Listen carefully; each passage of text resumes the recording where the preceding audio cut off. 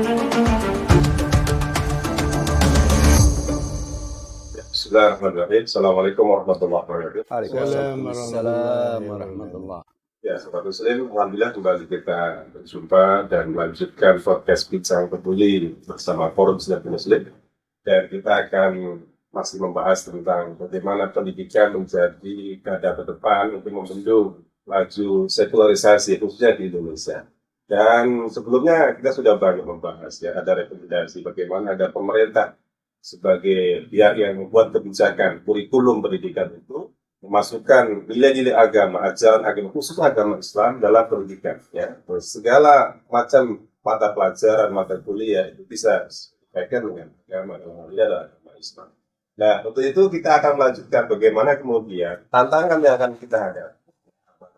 Termasuk nanti rekomendasi solusi yang mestinya bisa diambil agar implementasi dari internalisasi ya ajaran-ajaran Islam dalam berbagai pelajar atau mata kuliah di bisa dijalankan dengan baik. Nah, kita masih bersama 3 orang narasumber. Ada Bapak Dr. Kiai Haji Nur Bahrudin, kemudian ada Ustaz Syafi'i, ada Ustaz Nair Iskandar. Kita yang pertama ke Pak Kiai dulu. Ya, Pak Kiai, ini kita bicara tentang bagaimana tantangan ya untuk menjadikan Indonesia lebih Islami ya, atau menghindarkan Indonesia dari tadi sekularisasi. Bagaimana kemudian Pak Kiai memandang tantangan yang dihadapi oleh lembaga pendidikan itu dalam mengajarkan nilai-nilai agama dan menghindarkan dirinya dari arus sekularisasi tadi, Pak? Baik, terima kasih. Assalamualaikum warahmatullahi wabarakatuh. Assalamualaikum warahmatullahi wabarakatuh.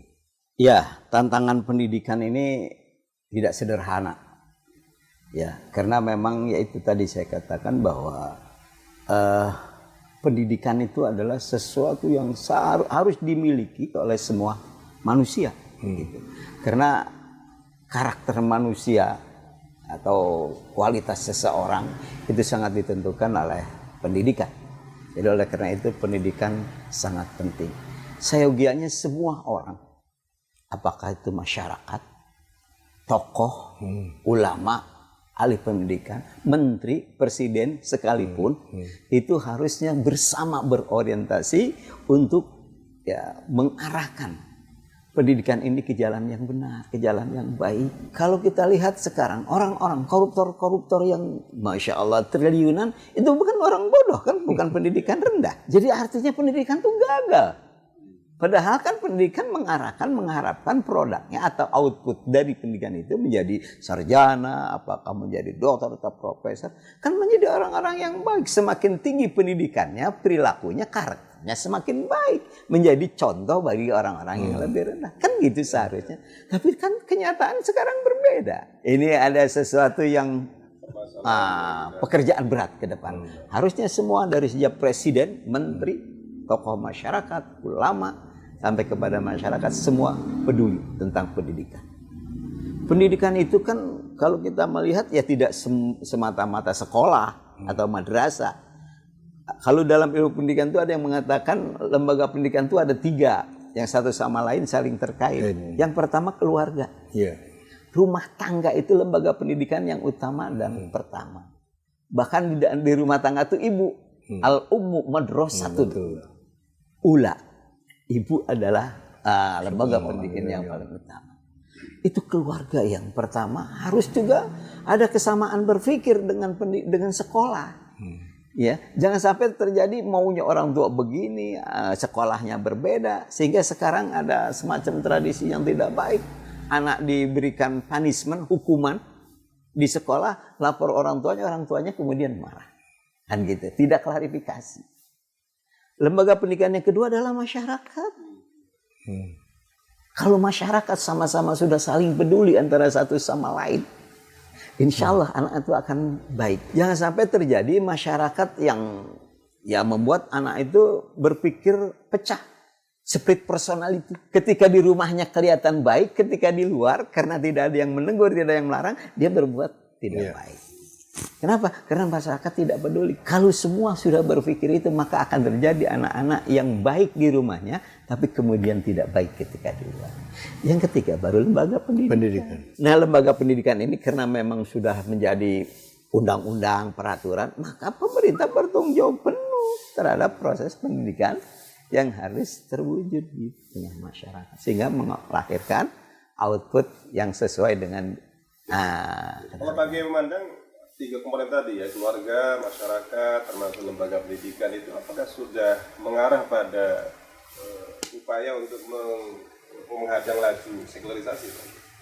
ya mujahadah bersungguh-sungguh menghadapi permasalahan yang kita hadapi ini. Oleh karenanya saya cuma bisa mengimbau, mengajak semua keluarga, masyarakat dan lembaga pendidikan, mari kita arahkan pendidikan kita ini kepada anak-anak dengan cara yang baik, yang sesuai dengan ajaran-ajaran Islam. Kenapa? Karena mayoritas masyarakat Indonesia ini Muslim. Lebih dari 80% Muslim. Harusnya anak-anak kita betul-betul menjadi anak-anak yang berkarakter Muslim. Kan itu. Nah, tapi lagi-lagi itu bukan jalan mudah. Itu adalah menjadi tantangan buat kita semua. Ada kritik juga Pak. Ini kalau agama diajarkan secara penuh di sekolah ya, atau di perguruan tinggi umum lah gitu ya. Ini kan akan menghambat istilahnya kreativitas, katanya menghambat kebebasan berpikir, katanya menghambat netralitas. Ini ada tuduhan-tuduhan seperti itu. Bagaimana kita menjawab? Ya itu yang saya katakan tadi. Islam itu bukan cuman fikih, tauhid, akhlak, gitu kan, bukan cuman itu. Matematik mengajarkan akhlak, disiplin, konsisten karena 2 tambah 2 dari kapan sampai kapanpun 4. Kenapa itu tidak diajarkan sebagai konsistensi dari seseorang? Iya kan? Cuma bisanya 2 kali 2 pasti 4. Tapi kenapa tidak dipelajari aspek akhlaknya dari rumus-rumus matematik? Kan itu sederhananya begitu. Jadi ketika di sekolah yang bertanggung jawab terhadap akhlak dan karakter anak bukan cuma guru agama. Semua guru matematik, guru biologi, guru fisika, guru sosial, semua guru-guru itu kaitkan. Yang tadi saya bilang islamisasi, kaitkan dengan agama. Gitu. Jadi ketika membentuk anak berkarakter atau berakhlak mulia itu semua guru bertanggung jawab atas dasar ilmu yang diajarkannya. Coba, ilmu apapun pasti ada kaitannya dengan agama. Tidak ada yang lepas. Karena tadi itu, Islam itu mengajarkan untuk kebaikan dunia dan akhirat. Dan satu-satunya agama yang kalau mau kita bilang secara tegas, satu-satunya agama yang mengajarkan perilaku orang berbuat dari sejak bangun tidur sampai tidur lagi. Tidak ada yang lain. Kan gitu. Bangun tidur seperti apa, gitu kan? Mau mandi segala macam, masya Allah. Itu jadi kalau di dalam ilmu fikih itu kan ada ibadah itu ada mahdoh, ada ghairu mahdoh. Ya, mahdoh itu yang kemudian disebut Islam dan kaitannya dengan akhirat yang nggak boleh tidak mengikuti. Yang ghairu mahdoh itu dianggapnya hal di luar Islam, boleh atas dasar ini berlaku sesuai dengan perubahan waktu dan tempat dan waktu gitu. Tidak. Oke, berubah oke, tapi jangan lepas prinsipnya tidak boleh bertentangan dengan ajaran. Itu yang saya maksud islamisasi ilmu atau sains gitu. Ya. Ya, baik. Ustaz Imam, ini juga ada tuduhan ya bahwa ketika ajaran agama itu begitu masif diajarkan di sekolah, apalagi sekolah umum ya, itu akan memunculkan potensi konflik, ya, intoleransi, dan macam-macam lah tuduhan-tuduhan semacam ini. Itu bagaimana kita menjelaskan atau mengklarifikasi terhadap tuduhan semacam ini? Kalau landasan kita dalam sistem pendidikan itu memang sudah sekuler ya, yang pertama. Kemudian dari mekanisme demokrasi. Di dalam demokrasi itu kan memang tidak boleh membawa agama ya. Karena tadi sudah sampaikan bahwa semua agama itu sama gitu. Dan orang bebas untuk memeluk agama masing-masing gitu. Sehingga nggak boleh satu agama tertentu mendominasi. Padahal Islam itu agama atau risalah kehidupan yang sempurna. Tidak sama dengan agama yang lain. Nah itu mestinya ini yang menjadi titik pokok pembahasan pertama. Jadi kalau misalkan sistem pendidikan itu betul-betul menggunakan landasan Islam, itu sebetulnya memang mereka menilai bahwa akan menjadi kelompok yang eksklusif, kemudian yang intoleran, kemudian radikal dan lain sebagainya. Kan itu ininya di sana. Kenapa? Karena memang landasannya itu HAM. Hak asasi manusia. Jadi masing-masing itu kalau bisa jangan memaksakan pendapat kepada orang lain, dan agama kita dianggap akan menjadi dominan dan mereka merasa yang tidak beragama Islam merasa terdesak. Padahal agama Islam itu apabila diterapkan itu pasti rahmatan lil alamin. Kemudian yang lebih menarik lagi sebetulnya kalau kita mau mengajak, tadi sudah sebutkan ya, pada saat sistem pendidikan sistem Islam diterapkan sudah pernah itu 13 abad, tepatnya 1342 Hijriah ya, tahunnya itu.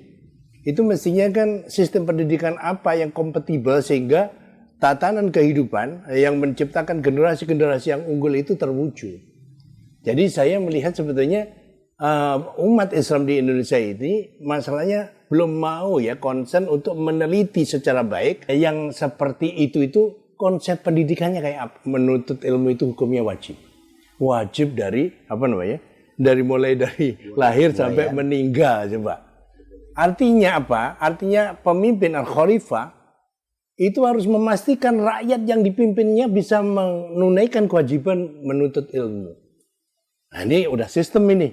Jadi hampir tidak ada orang yang masa sekolah atau katakanlah siapapun yang ingin menuntut ilmu itu nggak ada tempatnya. Dan ilmu yang diberikan nggak boleh ilmu yang macam-macam, ilmu yang betul-betul dilandaskan dengan kurikulum yang membuat tatanan kehidupan Islam itu bisa langgeng, sustainable, berkelanjutan, menciptakan generasi yang unggul. Nah, jadi semua baik muslim maupun non-muslim pasti akan menikmati sistem pendidikan yang terbaik tadi. Kenapa? Karena nanti ada kaitannya sama bekerja. Bekerja itu bagi laki-laki hukumnya wajib. Tidak boleh ada laki-laki yang waktunya bekerja menunaikan kewajiban, nggak bisa menunaikan kewajiban. Nanti pemerintah lagi. Pemerintah lagi akan bertanggung jawab. Karena kalau sampai tidak ada orang yang menunaikan kewajiban tapi tidak melaksanakan, dia berdosa. Nah, betapa beratnya pemimpin ya. Kalau dalam Islam itu, al-imamu ra'in wa huwa mas'ulun an ra'iyati. Oleh karena itu apa? Learn and match, ya, hubungan yang antara pendidikan dan pekerjaan itu betul-betul sangat kuat dalam sistem Islam. Jadi bagaimana caranya pendidikan itu secukupnya, mungkin tidak harus semua dipelajari. Yang penting begitu lulus sudah bisa menunaikan kewajiban mencari nafkah. Itu yang pertama. Yang kedua, industri strategis itu betul-betul nggak boleh negara lain menguasainya. Jadi betul-betul negara itu berdaulat untuk menciptakan sistem industri strategis, sehingga pendidikan nggak usah lama langsung menghidupkan industri senjata, otomotif, industri yang betul-betul akan membuat majunya negeri itu akan terwujud. Jadi sangat jelas kalau kita pelajari 13 abad yang lalu itu bagaimana sistem pendidikan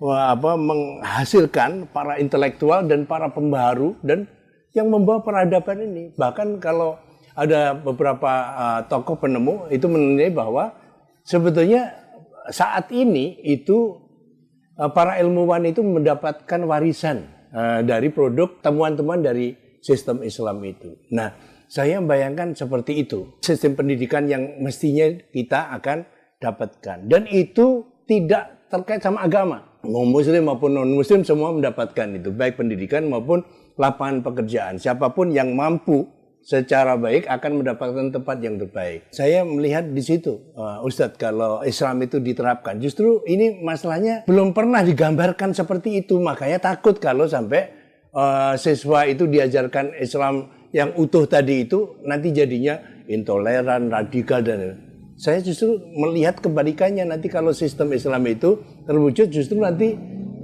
para generasi itu memiliki suatu kemajuan yang luar biasa. Ya. Jadi kuncinya ajaran Islam itu harus diajarkan secara utuh ya. Kalau sepotong mungkin iya. Iya betul ya. Sepotong mungkin mereka akan jadi toleran, radikal gitu ya. Tapi kalau secara utuh, gambaran yang betul-betul untuk bagaimana Islam mengatur kehidupan itu nggak ada masalah. Ya. Baik. kaitan dengan peran orang tua, Ustaz. Harus ada kerjasama dengan lembaga pendidikan dalam hal ini sekolah atau perguruan tinggi gitu ya, untuk bagaimana membentuk anak-anak didik yang mereka berpribadi Islam tadi itu, sejauh mana peran kita sebagai orang tua itu untuk memerankan diri kita agar anak-anak kita betul-betul berpribadi Islam tadi.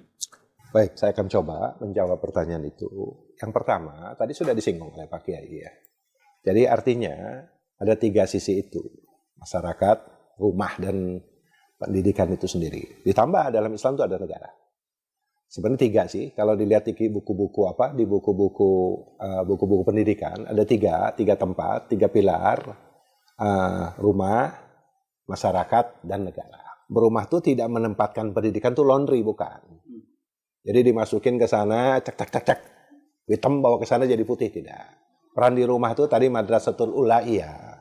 Supaya memang kondisi anak itu saat dia ada di tempat pendidikan, dia memang tahu di rumah juga akan sejalan semua. Terus kemudian negara mengeluarkan tadi regulasi yang bukan subordinasi, sekali lagi ya. Bukan subordinasi dari kebijakan sekularisme, bukan. Hari ini suka tidak suka, ini kan kehidupan kita sekularisme. Pasti ada muatan sekularisme di dalam kurikulum itu. Jadi kalau sekali lagi, kalau memang spasi seperti itu agak berat. Tugas rumah berat, tugas pendidikan juga berat. Karena negaranya setengah hati. Tidak ingin, sekali lagi saya katakan setengah hati. Kalau tidak dikatakan 3/4 hati. Setengah hati itu maksudnya ini, dia tidak mau rakyatnya, sekolahnya itu menghasilkan produk yang baik. Produk yang Allah ridhoi. Produk yang akan membela Islam. Yang akan membela negerinya. Tidak hanya Islam, membela negerinya. Karena salah satu sifat Islam itu demokrasi syariah adalah hizbud daulah. Dia akan membela negara, akan membela agamanya, akan membela nasabnya. Tidak seperti hari ini, nggak jelas nasabnya ke siapa. LGBT ke siapa nasabnya? Itu kan produk dari sekularisme. Apa kita akan menutup diri? Kemudian udah sekolahnya mahal, produknya apa? Tawuran, pergaulan bebas. Itu produk dari sistem sekuler. Nggak ada produk dari sistem Islam, nggak ada. Kalau sih tadi yang tadi katakan, perkataan toleransi itu terjawab kalau tadi pengajarannya utuh. Disampaikan oleh para guru-guru yang memang bukan sekuler. Guru-gurunya yang memang dia mengerti tentang apa yang harus disampaikan. Bukan sebagai hanya pengajar, sebagai pendidik. Hari ini kan pengajar setelah selesai bebas.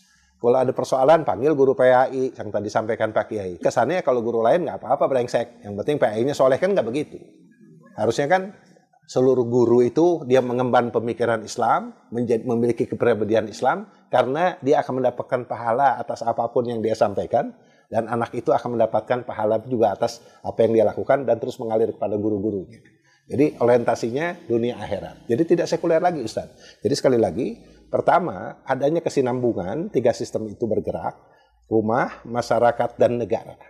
Negara itu harus mengeluarkan kebijakan karena hanya satu-satunya yang membuat aturan, regulasi, idari, kurikulum itu hanya negara. Kedua itu masyarakat menjalankannya. Negara dengan keluarga itu membuat kesinambungan. Jadi kalau kemaksiatan itu timbul di satu negeri, itu kan hanya 3 yang disalahkan. 1, karena ketakwaan individu. Individu itu ada di mana? Kalau anak kita ada di rumah, ya kewajiban kita. Si anak itu terus harus diberikan nasihat. Kalau misalnya di rumahnya tidak mempan, masyarakat yang memberikan nasihat. Masyarakatnya tidak mempan, langsung negara memberikan hukuman. Tidak ada pembiaran satu kemaksiatan. Tidak ada pembiaran satu hal-hal yang memang berjalan di masyarakat dikatakan biasa atau lazim. Dan seterusnya. Jadi semua komponen ini akan berjalan. Dan sekali lagi, ini bukan akan dilaksanakan, bukan. Islam sudah memberikan contoh. Jadi kita tinggal copy paste hari ini. Kita ambil contoh seperti itu. Dan hari ini saya ingin katakan satu hal. Apa yang dilakukan oleh Islam 13 abad, coba dikaburkan dan dikuburkan. Coba dikaburkan dan dikuburkan. Fakta itu ada. Fakta itu tapi dikaburkan. Ada tapi tidak. Diplesetkan kemana-mana. Oh, buat penemu ini Al-Jabar, bukan Al-Jabar, 0 itu bukan Al-Hawarizmi dan seterusnya. Terus kemudian dikuburkan, dihilangkan faktanya. Oh, ini bukan urusan Islam. Ini urusan teknologi. Padahal tadi disampaikan Ustadz Imam, hari ini harusnya bersyukur kegelapan Eropa itu setelah sekularisme abad ke-17 itu dia mengambil dari Islam semua. Kemajuan itu diambil dari Islam karena titik terletak dasar teknologi ilmu pengetahuan itu yang berdasarkan kemuliaan itu berangkat dari Islam. Harusnya ke sana. Jadi sekali lagi, memang tidak mudah. Kita ingin sampaikan bahwa kalau kita ingin berbuat sesuatu totalitas, Allah memberikan jalan untuk totalitas itu. Keberkahan, kemudian kemuliaan, anak-anak yang soleh, perbadian yang didapatkan tidak hanya untuk muridnya, gurunya, sistemnya, para perangkatnya, aparatnya semua akan jadi orang-orang soleh. Harusnya jangan hanya targetnya murid, Ustaz, pendidikan itu. Ini juga akan dihisab semua. Gurunya akan dihisab, pembuat kebijakannya akan dihisab. Seluruhnya, Ustaz. Saya pikir itu. Iya. Ini Pak Kiai.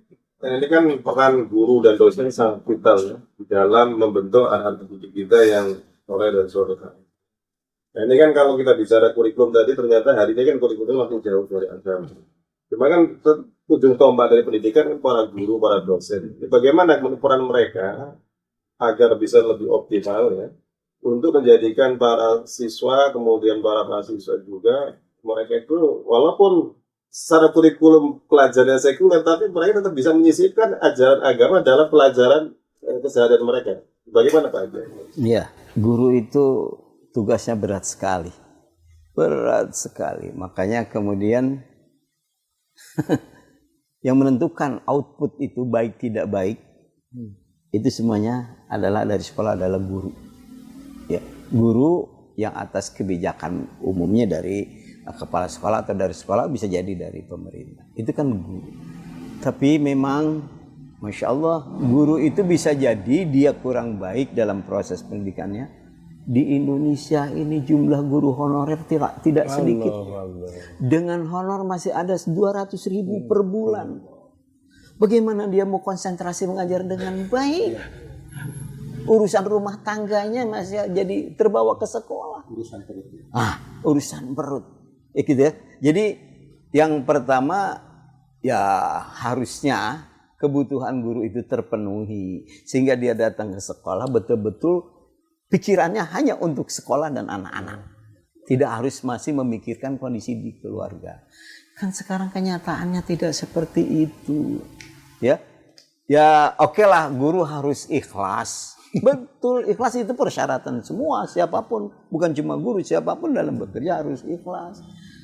Tapi dia juga harus diberikan kesempatan supaya fokus di dalam proses pembelajaran, betul-betul mengajar. Semua pikirannya, potensi yang ada untuk mengembangkan anak agar memiliki karakter yang baik. Tapi itu bisa terwujud kalau memang persyaratan hidupnya terpenuhi. Kan itu sekarang ini. Jadi ya dilematis, guru sekarang itu dilematis. Satu sisi mereka pun saya yakin ingin mengembangkan anak memiliki karakter yang baik, tapi sisi lain sangat kurang diperhatikan kehidupannya. Ini kondisi guru, paradoks sekali, Masya Allah. Kasihan saya jadi guru. Ma'isyah itu, ya, penting. Mendasar Ma'isyah itu harus terpenuhi kebutuhan. Jadi demikian juga di sekolah-sekolah harus diperhatikan. Masya Allah, 200.000 sebulan mau beli apa? Jadi kurang optimal lah para pendidik itu untuk memberikan ya, masyarakat cuma bisanya menghujat guru, tapi kemudian kebutuhan guru tidak diperhatikan. Ya, baik. Kita sampai di closing Pak Kiai ya. Ini momen yang sangat penting untuk kita menyampaikan kepada pemerintah. Kan baru presiden, kabinet baru, termasuk menteri pendidikannya juga baru. Pak Kiai, apa rekomendasi yang mau disampaikan, apa yang ingin disampaikan sehingga pendidikan di Indonesia betul-betul menjadi lebih baik dan kemudian tidak lagi tadi mengadopsi sistem sekuler, ya. Agama Islam menjadi bagian dari ajaran yang diajarkan kepada anak-anak. Saya pikir ya para pengambil kebijakan itu harus pertama rujukannya yang jelas. Jangan rujukan yang tidak jelas, sepintas, kemudian gitu sehingga ada kebijakan yang tidak masuk akal bahkan kadang-kadang gitu. Jadi lakukanlah penelitian atau ajaklah bicara semua elemen yang berkaitan, yang berhubungan dengan masalah pendidikan. Sebab tidak bisa kebijakan diambil sendiri. Lebih-lebih ini masalah pendidikan adalah masalah semua umat, masalah semua manusia. Jadi gitu. Ya, ambillah kebijakan yang pertama dasarnya jelas, dasar kebangsaan, kan? Dasar kenegaraan, dan juga tentunya dasar agama. di Indonesia itu adalah agama tidak boleh ditinggalkan. Karena Pancasila yang pertama itu adalah ketuhanan yang Maha Esa. Tidak boleh abai, agama apapun gitu. Islam itu kan tidak pernah mengajarkan tentang ekstremisme, ya, yang intoleran, kan tidak. Rahmatan lil alamin Islam itu artinya kan toleran. Itu kan cuma tuduhan-tuduhan orang aja. Islam intoleran, Islam itu radikal, Islam itu nggak ada. Kalau minta dibuktikan mana? Tidak ada. Semua ajaran Islam itu mengajarkan toleran. Jangan pernah, kata Rasul, kamu menghina Tuhan orang lain. Nanti mereka akan menghina Tuhan. Cuma kita sering salah memahami toleran. Ya, toleran itu bukan ikut-ikutan. Toleran itu menghormati terjadi perbedaan. Lakum dinukum waliyadin. Mereka menjalankan agama, kita tidak boleh mengganggu. Mereka menjalankan keyakinan, kita tidak boleh mengganggu. Sama mereka pun tidak boleh mengganggu. Itulah toleran. Kan gitu.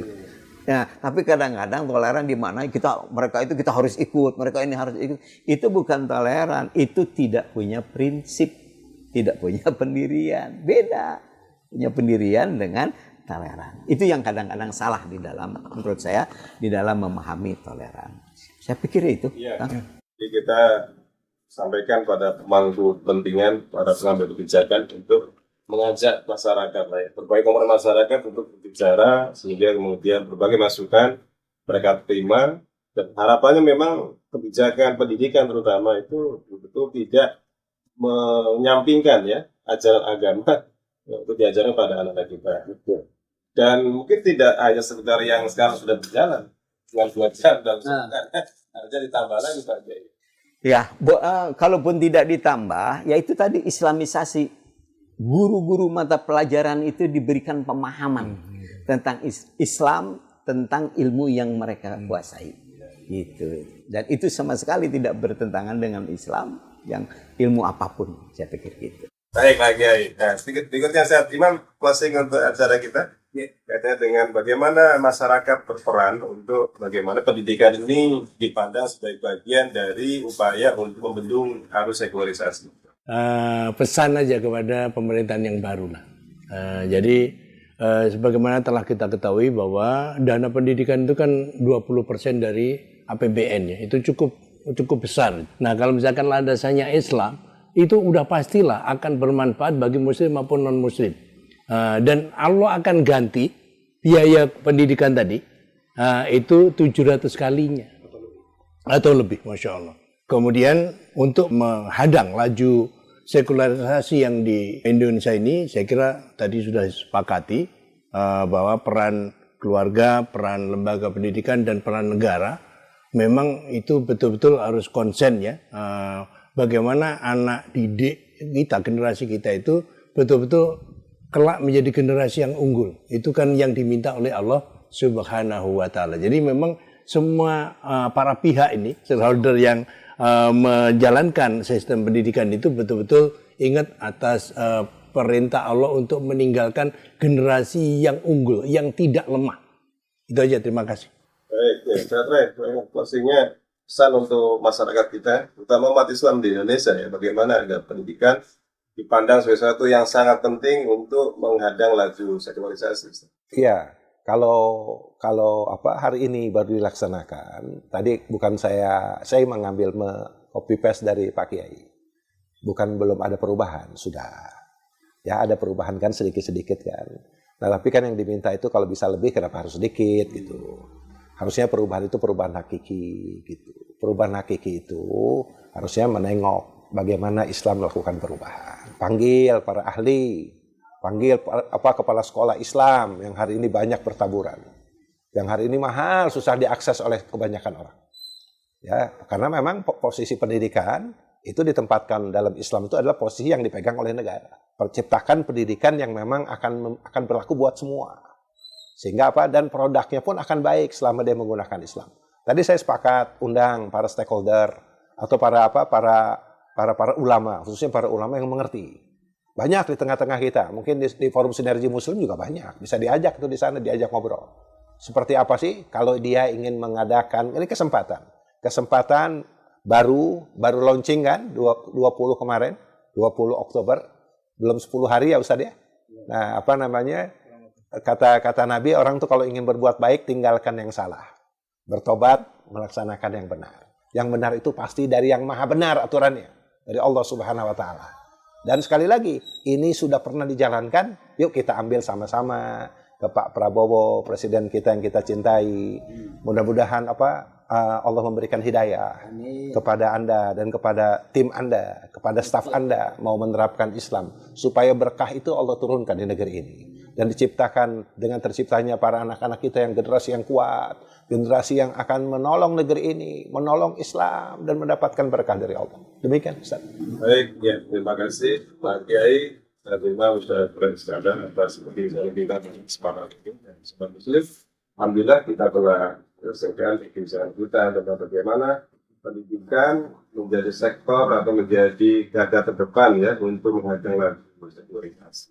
Tentu butuh peran dari kita semua ya, berbagai komponen umat harus terus berupaya bagaimana menjadikan berbagai posisi yang mereka miliki itu untuk berperan aktif menghadang laju sekuritas. Bagaimanapun kalau kita ingin hidup lebih baik, ya, hidup dalam keberkahan itu tidak ada pilihan kecuali kita menjadikan agama kita, agama Islam adalah agama yang mandu hidup kita, agama yang mandu hidup kita dan kita amalkan dalam kehidupan kita. Itulah upaya yang bisa kita lakukan untuk menghadang laju sekularisasi, yaitu dengan memahami dan mengamalkan seluruh ajaran kita, ajaran agama kita dalam kehidupan kita masing-masing. Barangkali demikian untuk perbincangan kita kesempatan ini, sampai ketemu lagi. Assalamualaikum warahmatullahi wabarakatuh. Waalaikumsalam warahmatullahi wabarakatuh.